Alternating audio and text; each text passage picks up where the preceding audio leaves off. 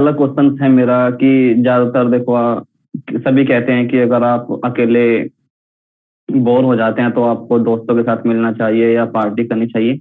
मेरे साथ ऐसा नहीं होता। मेरे साथ शुरू से ही क्या है कि मैं कंफर्टेबल केवल अकेले में महसूस करता हूँ। जैसे ये रूम हो गया, इसमें मैं रिकॉर्डिंग करना है, कुछ भी करना है, सब अकेला रहना ज्यादा पसंद करता हूँ।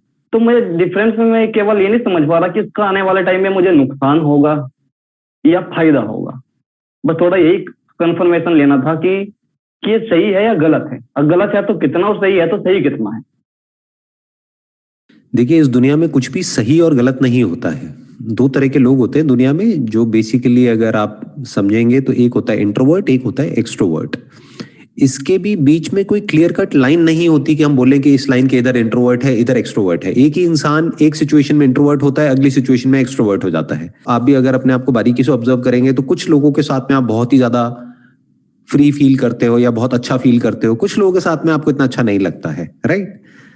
तो अलग अलग सिचुएशन में अलग अलग चीजें होती हैं, बट जो हमारा बेसिक नेचर होता है वो आप कह सकते हो कि एक तरह से हार्ड कोडेड होता है, काफी डीप में होता है।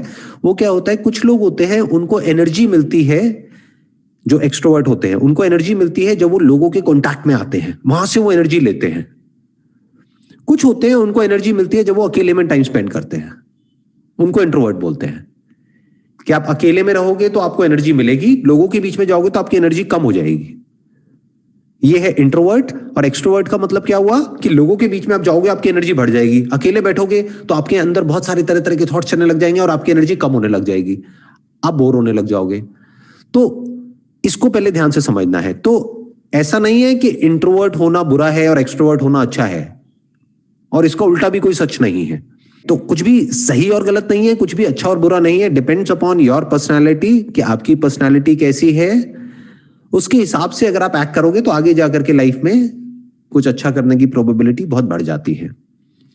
आपको अकेले में रहना अच्छा लगता है लेकिन आप जबरदस्ती लोगों के बीच में जा रहे हो, कर रहे हो, तो उसका कोई फायदा नहीं है। अकेले में रह करके अपने काम पे फोकस करो, जो भी आपका काम है उस पर ध्यान दो, उसको बढ़ाओ। तो सर सेकंड क्वेश्चन यही था, जैसे मैंने अभी बताया कि मैंने अभी 2 महीने पहले वीडियो डालनी स्टार्ट की है यूट्यूब पे, जो पियानो आता है उसे सिखाने के लिए।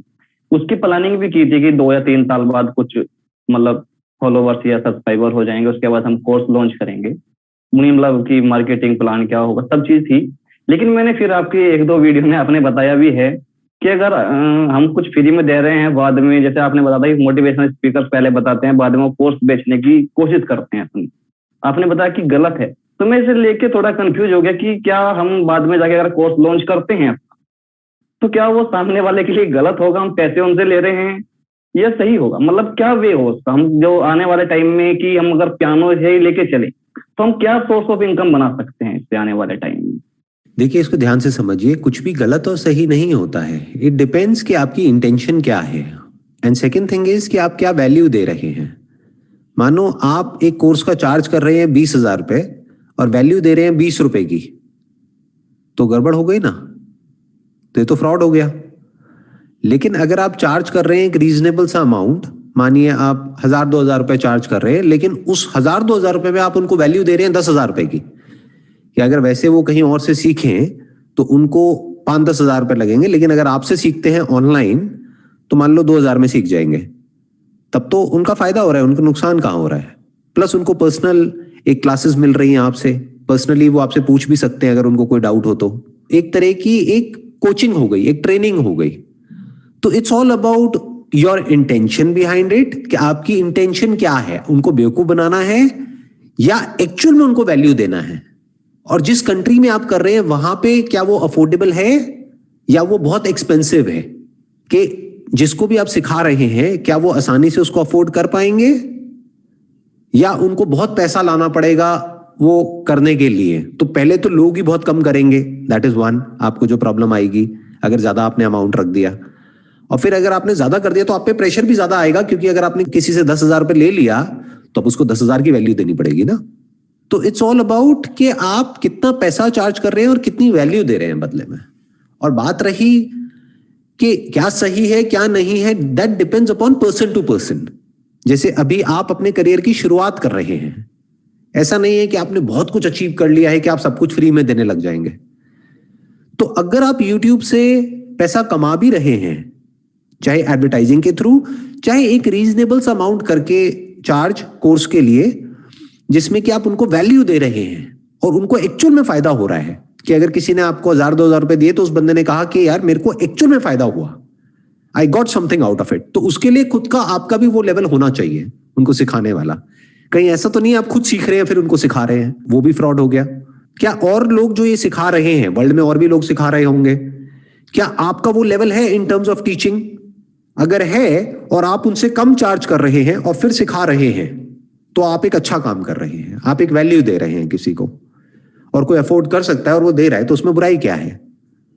हाँ, एक ऐसा भी पॉइंट आ सकता है लाइफ में आगे जाकर के, जब आप यहां से एक पैसा कमा लो या कहीं से भी जो भी आप और काम कर रहे हो वहां से कुछ पैसा कमा लो, फिर आपको लगे कि यार अब मेरे को और पैसे के पीछे नहीं भागना है, अब मैं अपने सारे लेक्चर्स या जो भी मेरे सेशंस हैं पियानो के व्हाटएवर, वो सब मैं फ्री में अवेलेबल करा दूंगा सबके लिए। तो कोई बुराई नहीं, दैट्स योर पर्सनल कॉल। तो ये कोई सही और गलत का कॉन्सेप्ट नहीं है। जैसे पहला वाला आपका क्वेश्चन था ना कि क्या सही है क्या गलत है, इसमें भी कुछ सही गलत नहीं है। दैट डिपेंड्स अपॉन कि आपकी नीयत क्या है, किस नीयत से आप वो काम को कर रहे हो और क्या वैल्यू आप सामने वाले को दे रहे हो। It's more about that. Sir अगला क्वेश्चन भी इसी को लेकर के थे, आपने लगभग 2 या 3 वीडियो डाली हैं इसी पे, कि आपको, मेरा मानना ये है कि जैसे अभी मैं 28 ईयर ओल्ड, मतलब 28 साल की उम्र हो चुकी है, तो मेरा जो मानना, मैं खुद का मानता हूँ कि एक एज तक आपको पैसे कमाना हो, चाहे वो फील्ड में काम करना हो, मतलब एक एज तक होना चाहिए, चाहे 40 साल हो 45 साल हो, आपकी खुद की डिसीजन आप लेंगे। तो जो मैंने लिया था कि 45 साल की उम्र तक आपको काम करना है, मतलब मैं खुद का अगर बताऊं तो जैसा अभी आपने कहा कि अगर आपकी एक टारगेट है, अगर पैसे को लेकर के भी आपने वो कमाया, उसके बाद आप देखते हैं कि आप दूसरे के लिए क्या कर सकते हैं उस उम्र के बाद जाकर, जो आपने कुछ पैसा कमा दिया। तो आपसे केवल यही कंफर्मेशन अगर आप दे पाए, क्या ये सही इंटेंशन है कि या फिर आपको पूरी उम्र ही काम करना चाहिए, चाहे पैसे को लेकर के हो, चाहे वो आप अपने जो फील्ड में काम कर रहे हैं करना चाहिए? मतलब मेरा खुद का मानना है कि आप 40-45 साल तक पैसे के लिए भी काम करो, ताकि आपके बच्चे भी हैं, औरों के लिए भी आप काम कर सको, फिर उसके कुछ टाइम के बाद आप अपने पास से दूसरों के लिए दे सको, वो आपको मेहनत करनी चाहिए। तो मेरा जो मानना है कि मैं 45 साल तक काम करूं, उसके बाद दूसरों को मैं क्या दे सकता हूँ, अपनी जो मैंने सीखा, चाहे वो फ्री में दूं या मैं कैसे भी, मतलब कि उसके बाद पैसों के लिए तो कुछ ना हो, लेकिन मैं क्या कर सकता हूँ। तो क्या ये फिर वही आ जाएगा सर कि क्या ये सही रहेगा? इस सही गलत से ना आपको बाहर आना होगा सबसे पहले तो लाइफ में, क्योंकि सही और गलत एक्चुअल में कुछ भी नहीं होता है। That depends upon person to person. For example कोई पेंटर है, अब उसने पूरी लाइफ पेंटिंग करी, मानो 60 साल की उम्र तक, 70 साल की, 80 साल की उम्र तक भी वो क्या कर रहा है, पेंटिंग कर रहा है। तो क्या वो सही है या गलत है? उसको पेंटिंग करना पसंद है और वो पेंटिंग कर रहा है, और जब वो पेंटिंग लोग उसको खरीदने को तैयार हैं, उसको करोड़ों रुपए दे रहे हैं, तो वो ले रहा है। फ्री में क्यों देगा अपनी पेंटिंग किसी को? बस साथ साथ में थोड़ा बहुत अपनी पेंटिंग जो उसने कुछ सीखा है, जिसकी वजह से उसको करोड़ों रुपए मिलते हैं, वो आगे जो पेंटर्स हैं, जो पेंटर बनना चाहते हैं, जो यंग पेंटर्स हैं, उनको सिखा रहा है फ्री में, या उनसे भी रीजनेबल अमाउंट लेकर के उनको सिखा रहा है। तो उसमें क्या बुराई है? कोई बुराई नहीं है। तो इसका कोई हार्ड एंड फास्ट रूल नहीं है कि आपने अपने माइंड में एक गोल बना लिया कि मेरे को 45 साल की एज में ये करना है, उसके बाद में ये करना है। दैट डिपेंड्स अपॉन कि जो आप काम कर रहे हैं उसको लेकर के आप कितने पैशनेट हो।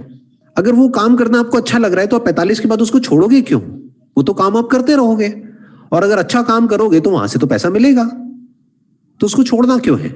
फॉर एग्जाम्पल आपने बोला कि भाई आपका एक यूट्यूब चैनल है जहां पर आप पियानो सिखाते हैं लोगों को, तो आई अज्यूम कि आप मान लो इस स्किल को मास्टर कर लेते हो, मतलब आप ऐसे पियानो आर्टिस्ट बन जाते हो जैसे इस दुनिया में बहुत ही कम लोग हैं। अब आप किसी टॉप म्यूजिक कंपोजर के साथ में मान लो काम करते हो, अब वहां से आपको पैसा मिलता है, प्लस अच्छा भी लगता है काम करके। तो अगर आप 50-60 साल की एज में भी काम कर रहे हो और आपको पैसा मिल रहा है, you are enjoying the work that you are doing, plus you are enjoying the money that you are getting, तो उसमें क्या बुराई है? कोई बुराई नहीं है। But for your own personal satisfaction, वो भी अगर आपके खुद के अंदर से आ रहा है, तो मान लो स्कूल्स में, कॉलेजेस में जा करके आप फ्री में सिखा रहे हो और उसकी रिकॉर्डिंग करके वो अपने यूट्यूब चैनल पे अपलोड कर रहे हो, वो किस लिए? अपनी सेटिस्फैक्शन के लिए। वो भी तब जब आपके अंदर से आ रहा है, इसलिए नहीं कि मैं कर रहा हूं, तो फंस जाओगे। अगर आपके अंदर से आए तो बहुत अच्छा है, नहीं आए तो जो कर रहे हो करते रहो, उसमें क्या बुराई है? पियानो प्ले करते रहो, उसके पैसे मिलते रहेंगे। कोई कुछ भी सही गलत नहीं होता है। ये जो मेरी लाइफ का पाथ है वो खुद के मेरे अंदर से आया, तो मैंने अपने लिए ये पाथ चूज किया, ये अपने लिए पाथ डिजाइन किया। मैंने किसी और को नहीं देखा कि उसने ये किया या उसने नहीं किया। मजे की बात क्या है कि ये जो मेरा पाथ है, अगर इसको आप ध्यान से ऑब्जर्व करेंगे पूरे वर्ल्ड में, तो किसी और का आपको ऐसा पाथ मिलेगा ही नहीं जो 40 साल की एज में कुछ ऐसा कर रहा हो जो मैं कर रहा हूं अभी इस वक्त। मेरे खुद के अंदर से आया कि हाँ, ये करना ठीक है, ये नहीं है, ये मेरा पैशन है, ये मेरा प्रोफेशन है, इसके लिए मुझे पैसा नहीं लेना है तो नहीं लेना है, इतना पैसा बहुत है तो बहुत है। अब ये सब क्या है, मेरी अपनी डेफिनेशंस हैं, ना ये सही है ना ये गलत है, बट मेरे स्टैंड पॉइंट से देखोगे तो सही है। तो आपको फिगर आउट करना है कि आपके लिए सही क्या है, नॉट कि जो मेरे लिए सही है। वो जरूरी नहीं है कि आपके लिए सही हो, क्योंकि आपकी फील्ड अलग है, आपकी सोच अलग है, आपकी थॉट प्रोसेस अलग है, आपका बैकग्राउंड अलग है, आपकी फाइनेंशियल कंडीशन अलग है, आपके लिए अमीर और गरीब की डेफिनेशन अलग है। आपके लिए अमीर का मतलब हो सकता है मान लो इतने लाख रुपए महीना, मेरे लिए हो सकता है कुछ और हो। तो इस तरह से आराम से ठंडे दिमाग से समझना होता है कि मैं एक्चुअल में अंदर से क्या करना चाहता हूं, और अपनी लाइफ को उस हिसाब से डिजाइन करना होता है। जैसे आप पियानो पे कोई धुन बनाते हो या धुन प्ले करते हो, तो उसके दो तरीके हो गए। एक कि कहीं किसी और ने कोई धुन बनाई, उसको आपने सुना और उसको प्ले कर दिया, ये एक तरीका है।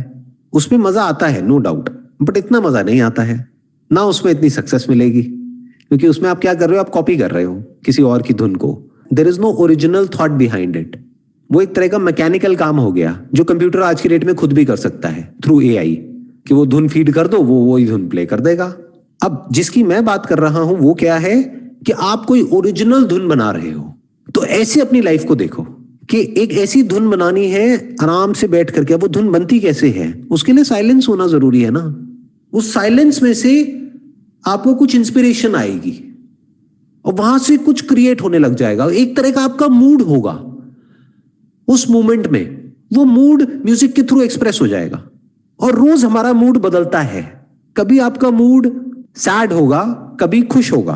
तो जब सैड है तो जो धुन निकल करके आएगी वो आपके दुख को एक्सप्रेस करेगी उस म्यूजिक के through. That is original music. अगर आप खुश हो तो उस खुशी को एक्सप्रेस करना है उस धुन में। अब वो कैसे करोगे? ऐसे ही लाइफ है, जैसे आपका ये पियानो में आप करते हो, ऐसे ही लाइफ में हमें करना होता है। समझना होता है कि हमारे अंदर से एक्चुअल में क्या आ रहा है, उसको एक्सप्रेस करना है। किस तरह से आपको एक्सप्रेस करना है वो आपके ऊपर है।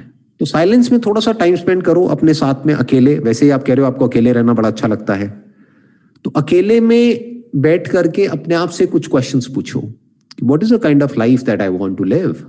तो आपको अंदर से अपने आप ही आंसर्स मिलने शुरू हो जाएंगे। फिर उस डायरेक्शन में अपना पूरा एफर्ट लगा दो, अपना सब कुछ लगा दो, पूरी जान लगा दो, और फिर उसको अचीव करो। फिर वहां से आगे बढ़ो। फिर जब कर लो उसको अचीव और आपको लगे कि यार ये तो अचीव कर लिया है, मान लो एक धुन बन गई, अब बार बार उस धुन को प्ले करने में मजा थोड़ी आएगा। अब एक नई धुन बनाओ जो हो सकता है पहले वाली से बिल्कुल ही अलग हो। ऐसे ही लाइफ में होता है।